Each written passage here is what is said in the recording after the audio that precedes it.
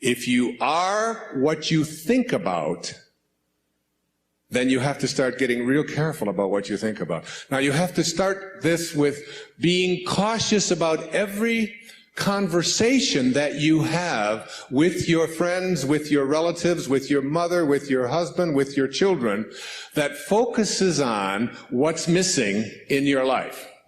Because if you want to attract something into your life, something good, something grand, something godlike, something prosperous, something of well-being, health, whatever it might be, if you want to attract that into your life, but you're talking about what's missing and thinking about what's missing, and you understand that what you think about is what expands, you will continue to expand more of what's missing, and you'll continue to attract what's missing in your life. I never talk about what's missing in my life.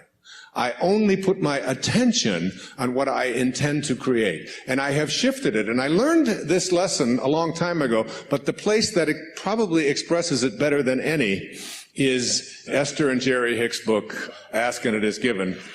The Teachings of Abraham is called Learning to Manifest Your Desires. Have more than anything, I think they're the greatest, among the really greatest teachings on the planet today. And I know Esther and Jerry, I know them well, I've been with them on many occasions. It's about practicing this idea of not putting your thoughts on what is missing and shifting it to, it's on its way. It's on its way. It's on its way. 4 words, just get them tattooed someplace inside of you. Whatever it is that you would like to attract into your life, know that it's on its way. And I want to say to you that as you begin to get your thoughts more harmonized with Tao thinking, that is, with the thinking of the source, the thinking of God, that which always has been, that which does nothing but leaves nothing undone.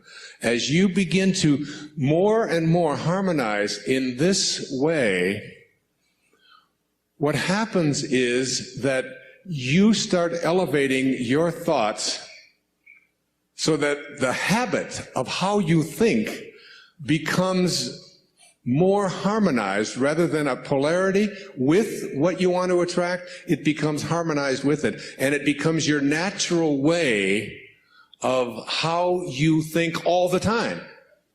And you start then beginning to teach your children the same way of thinking. So you just catch them when they start saying things like, oh, with my luck, it won't work out. Why have any of us ever learned to say, with my luck, and having it mean things aren't going to work out?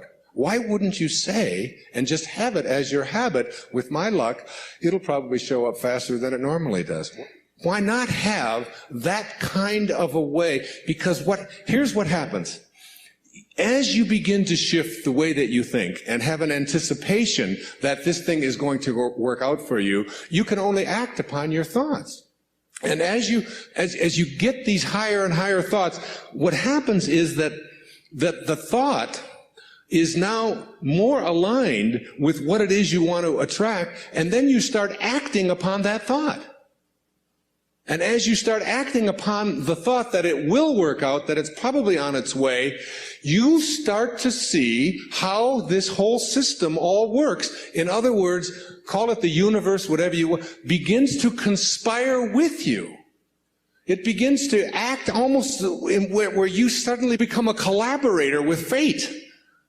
And instead of fate being something that just might or might not happen to you, you're in collaboration with what it is that you want to attract.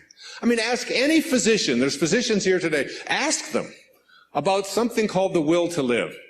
Ask them about somebody who's going in for a corneal transplant and thinks that I'm going to see when this thing is done, rather than someone who thinks it probably won't work out. And which one would they rather work with?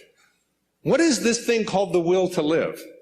What is this thing, this inner kind of thing that says, I refuse to allow myself to think? I say to my mother, who's 90 years old, almost 91 years old. I was with her for the last 5 days, every day, all morning long with her. And she's been going through some difficulties and so on. Most of you saw her on the PBS show, if you saw The Inspiration. She has always said to me how she was going to die. She said it to me when she was 60. what her death was going to look like, when she was going to die in her sleep, and it was going to be, it was going to be a peaceful thing, and she was going to do it when she was ready. When she was ready, she would leave, and she would know when it was time. And she says, don't think it's time. I said, well, you got a hangnail there. Maybe we should just move on with it. And she said, no, I'll tell you when I'm ready. But she has always said, I will never allow Alzheimer's into my life.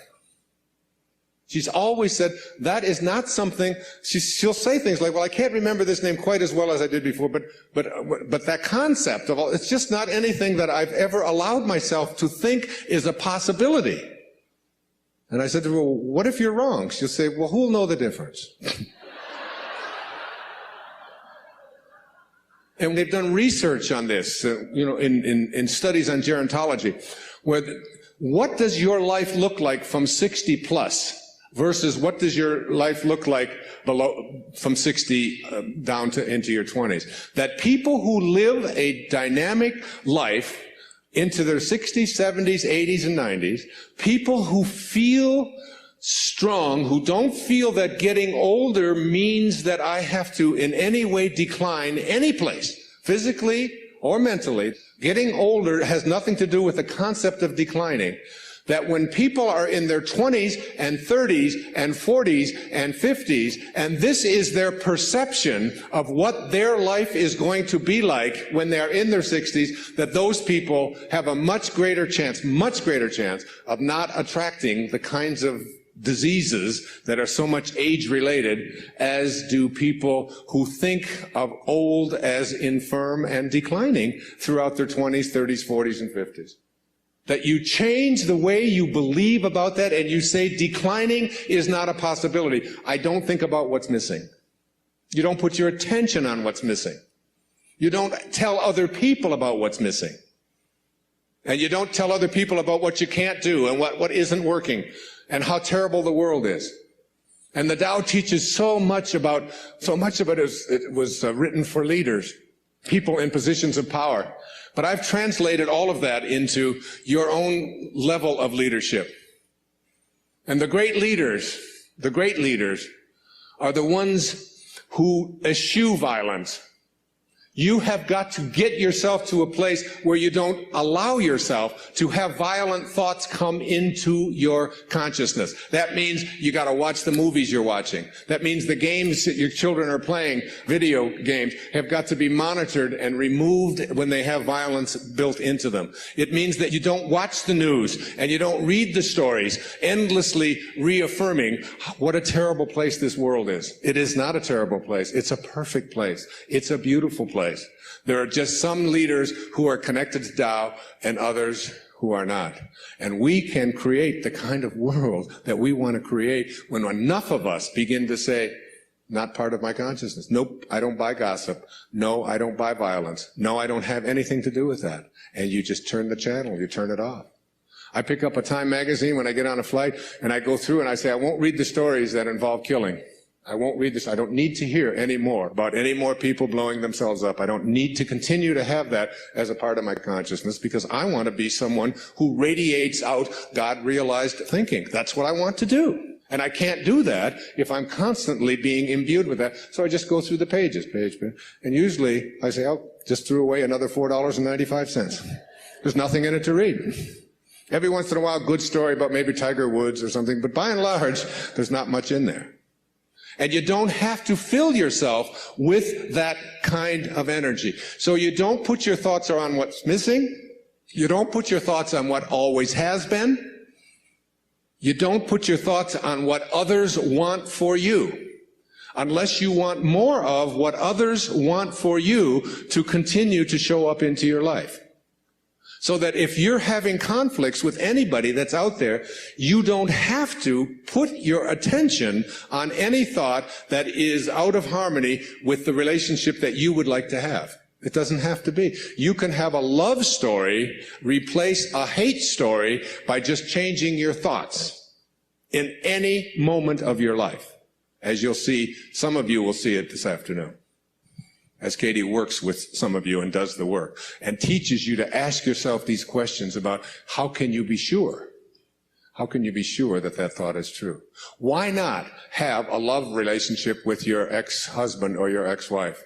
Why not have a love relationship with your in-laws? Why not? Why not have it with everyone on the planet? Why not? Indeed, why not? Every moment of your life, this choice is yours. You can either be a host to God or a hostage to your ego. It's your call. God bless you, and thank you for your attention. Namaste. Thank you.